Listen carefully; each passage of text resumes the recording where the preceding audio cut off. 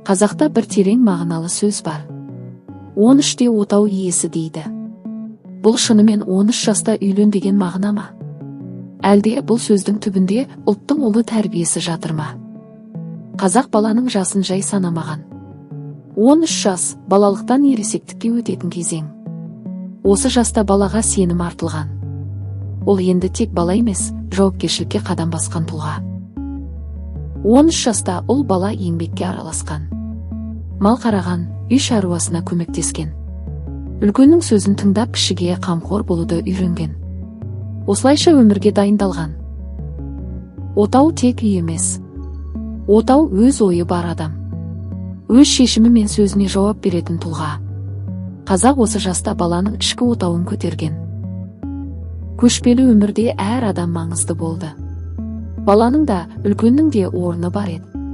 Сондықтан қазақ баланы ерте есейтті. Бірақ қатал емес, саналы етіп тәрбиеледі. 13-те отау иесі ерте үйлен деген сөз емес. Бұл ерте ойлан, ерте жауапкершілік ал, ертеңгі өмірге дайын бол деген қазақтың даналығы.